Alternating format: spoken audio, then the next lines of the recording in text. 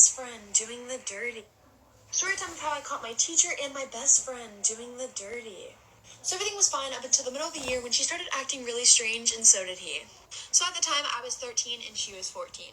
And I'm pretty sure my teacher was in his mid-20s or 30s.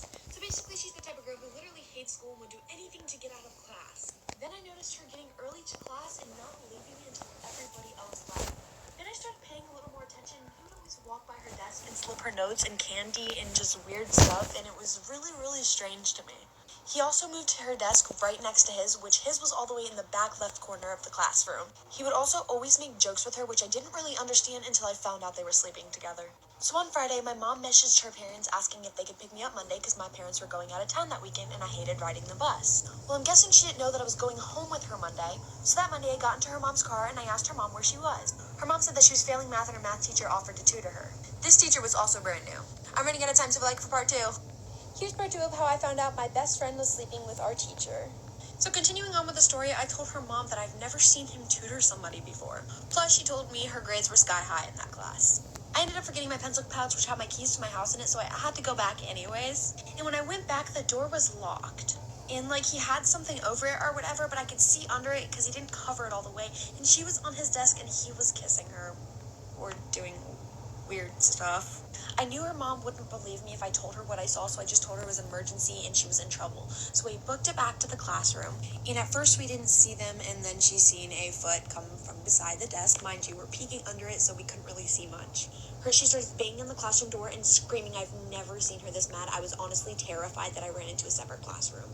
The teacher to this day, I'm pretty sure he's still in jail, and she is still homeschooled and grounded with no phone.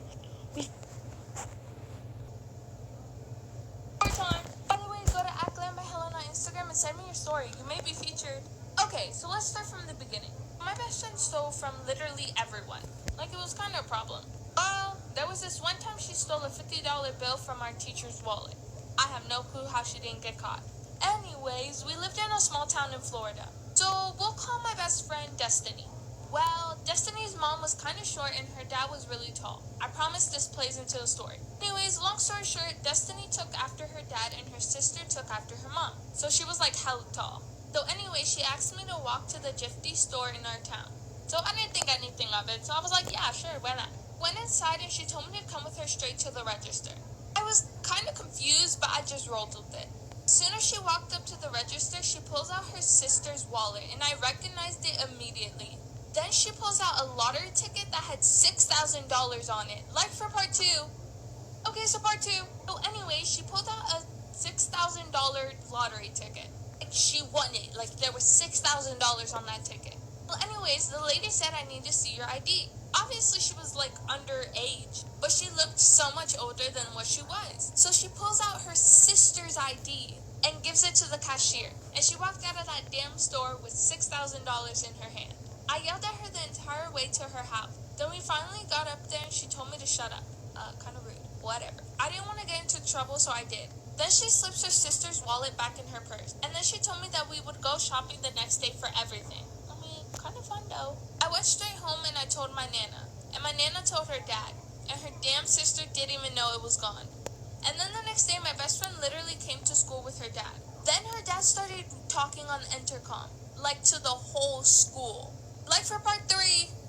Okay, so part 3. So her dad literally went and talked into the intercom. I don't even know how he got past the principal. Anyways, he started saying stuff about her. Stuff that would embarrass her. For example, how she stole all that money, picked her boogers, and he even told the entire school who she liked. FYI, she did tell her dad all these things. And the entire school never looked at her the same way. She got bullied everywhere she went. That's payback, right? Little Caesars now has the pepperoni and The best thing I saw while working in a restaurant. We've got a veteran who comes in on the regular named Hank. Hank lost his leg and hand in Iraq. When seeing this, people will often pick up his tab when he's in here, but he never feels like it's deserved, so he tries to lay low. He wears long pants to cover his prosthetic leg and doesn't wear anything to show off his veteran status. He doesn't like attention and it's clear he doesn't feel special treatment is deserved. So obviously we shut down because of COVID. We reopened when our state did, but after a week of indoor dining, the owner decided to go back to delivery and takeout for everyone's safety. Thankfully, business is still booming. I don't know the specifics of Hank's situation, but I think he lost his job sometime during the shutdown. Before COVID, we'd see him at least once a month, but this was the first time we'd seen him since we reopened. To make matters worse, he would easily put away 6 tacos or a whole chicken plus sides and plenty of beer when he come in, but this time he just ordered a small burrito and a water. He didn't mention the different order though, just said how excited he was to come through again and looking forward to it all week. We put in his order while I went to go get him paid up. However, his card declined. I started to tell him, but he could see it on the screen and went, shit. Shame and panic washed over his face as I tried running it again and again when he gave me another card that declined. Meanwhile, it was the height of lunch rush and the line was getting longer, so people were peering to see what was taking so long. After running Hank's cards a few times, all of his cards declined. He started saying, hey, you know what? Did you actually make the thing yet? But then the bag came out with his name unmistakably on it. He started digging around his pockets for cash and came up with $5.25. The meal was $7. I told him, don't worry about it, you'll get us next time. Knowing how embarrassed he got when people tried to cover him for a good reason, being a veteran, and not wanting to pile on by being forward that I was covering him for a not so great reason, hard times. However, he wasn't entertaining the idea of taking food without paying it in full. Finally, without making eye contact with us, he said, no, it's okay, I'm just gonna go to my place and get some more cash. However, I knew that look on his face and the tone in his voice. There was no more to go get. It's a look and tone I've used myself and seen from others more times than I wish I had. I wanted to insist he take the food, but I wasn't sure which was worse. To force food on him and risk damaging his dignity, or to let him save face but go without the lunch he's been looking so forward to. Before I could decide, the girl behind him, who had been texting for most of our transaction, had just begun to tune in and caught the last bit. She asked, hey, what's the difference on what he owes? I said, $2. She went in her purse and handed it right to me. Hank started to try and hand it back to her, telling her it wasn't necessary, but she cut him off. She cut him off by saying, no, it's $2. We've all been there. Enjoy your lunch. As he finally gave in and went to put her money on the counter, she noticed his prosthetic hand. She did a double take and said, actually, no, you know what? Let me get the whole thing. Give him his money back. Then went in her purse and got the rest. He tried to stop her from doing it, but she replied, listen, I hope I'm not being presumptuous, but you're a veteran, right? He nodded. Yeah, that's what I thought. I served 2 hours in Afghanistan. There's a guy walking around on false legs out there who's the reason I'm walking around at all. So please, allow me to do this and don't think twice about it. I tell you to just get anything you want off the menu if times weren't so tight for me right now, too. At this point, an older guy with a bow tie came up and announced, I couldn't help but overhear. Put both their tabs on me, get them anything they want, and then get them some more. Thank you both for your service. Hank was getting pretty emotional at this point, but even still, they both started to vigorously protest to the man that he didn't need to do that because it was their job and they both signed up for it. Bowtie guy wouldn't hear it. He must have had his own story because he got red in the face and blinked back tears but stayed silent. He left his credit card with me and went back to his spot in line. That's when another guy stepped up to the register. Part 2 of the best thing I saw while working in a restaurant. This guy handed me his card as well and said, yeah, I'm gonna split that tab, so really guys, go wild, you're American heroes. They both empathetically told him no, they're not heroes, but this guy cut him off saying, oh please, I get overwhelmed playing Call of Duty. You're heroes and I'm glad to thank you for it. So they started ordering and the girl knew just what she wanted. Hank asked how much our steak and rice platter special would cost. Older bowtie dude called him not to tell him the prices and get him whatever he wants. He came up and said, son, no one can put a price on your sacrifice. Call of Duty guy splitting the tab chimed in, the meat that we're giving you is a lot less valuable than the meat you gave up for us. His friend elbowed him to shut up, horrified, but it got a belly laugh out of Hank. Throughout this, no one noticed not only had Hank lost his hand, but also his leg. His pants covered and he's got too much honor to bring it up. By now, the kitchen got a whiff of what was happening and loaded them up real good. This lady was so moved that she paid for Old Man Bowtie and Call of Duty's meals. It was a domino effect. The owner was so disturbed that 2 veterans had struggled to pay for their meals. He instituted a military gets this special free day of the week even though we've been hemorrhaging money since the pandemic closures and keeping the doors open on a week-to-week basis. Hank told all of his veteran friends and they've been coming in with their families. It's been great for business. Hey. About how my dad was on the news and now everybody knows my last name. So a little background information. This all happened whenever I was in 6th grade. This all happened on a Tuesday night. So I had school the next day. Well, my dad had went to work earlier in the day. Well, around 10 o'clock at night, we hadn't heard from my dad all day, which was super weird for him because he was always home around 10 o'clock. And even if he wasn't, he still would have kept in contact with us and let us know where he was at. So at this point, my family and I were really scared, and we're thinking that something happened to him. I was calling and texting him, my mom was calling and texting him. My whole family was pretty much trying to get a hold of him. Like, we had called all the hospitals to see if he was there. We called police stations to see if he might have been in jail, or if they had his last name in the system. So nobody had heard or seen from him. So we all went to sleep that night hoping that he would show up in the morning. So the next day after I got home from school, my mom came home from work and she had told me about this phone call that she got. Like for part 2. Part 2 of how my dad was on the news and now everybody knows my last name. So like I said, my mom had gotten home from work and she told me about this phone call that she got while she was at work. So apparently one of her coworkers called her and said, hey, I think I saw your husband on the news. So after that, she showed me the news article and I couldn't even believe what I was reading. So I guess my dad had been drinking and he went to an auto repair shop and stole a car because I guess the keys were left in the door of the car. And what makes this even worse, the car that he stole had 2 guns in the trunk. And they weren't 2 pistols, these were 2 big ass guns that were fucking loaded. Oh wait, I forgot something. So, before this, he had been at the strip club, and somehow he ended up in pink lingerie. Guys, I cannot make this shit up. So he was driving around and he decided to park right in the middle of an intersection, and it was literally causing a whole fucking scene. There were people with their kids worried as hell. So after that, a few people called the cops, like for part 3.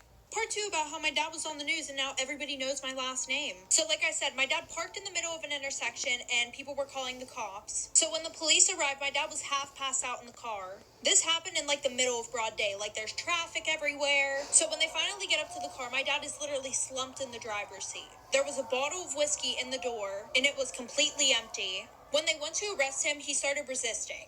He was screaming a bunch of profanities at them and started kicking them, threatening them with guns, which made the situation worse because my dad had no clue that there were any guns in the back of the car. So that just made the police think that they were his. So they take my dad to jail and he has like 7 charges against him. But we were happy because we knew where he was. Well, the worst part is, so the next day when I went to school, people were coming up to me asking if that was my dad on the news. Some people were even making fun of me because of what he did.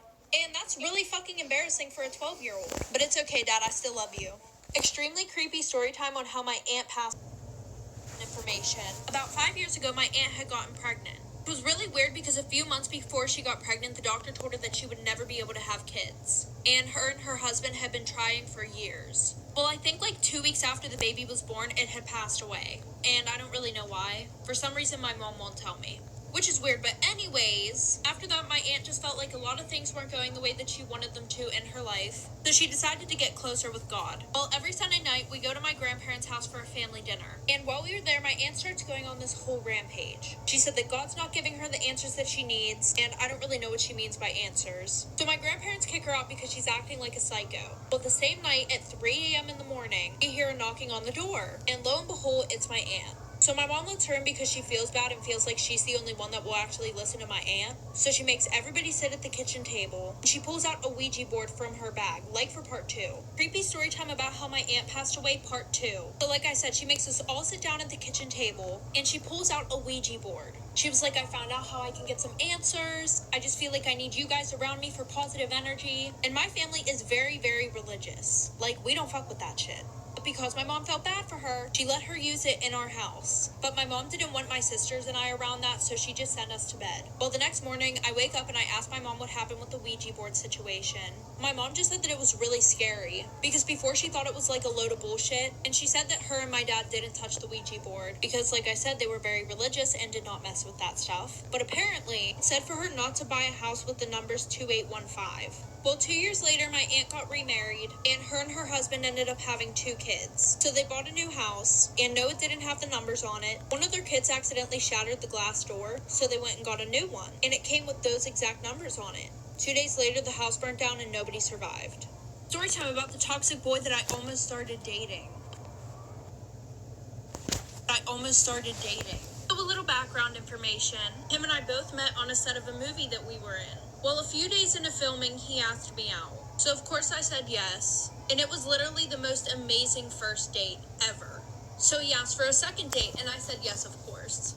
And the second date was terrible. He literally just tried to get in my pants the whole time. So then he asked me for a third date, and for some reason I said yes, hoping that it was not anything like the second date.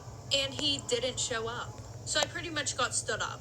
And then he even blocked my number. So a few months go by and I end up moving in with my best friend, about an hour away from where I was living when I met him. Well, the one night she came home and told me that he had messaged her on Instagram, which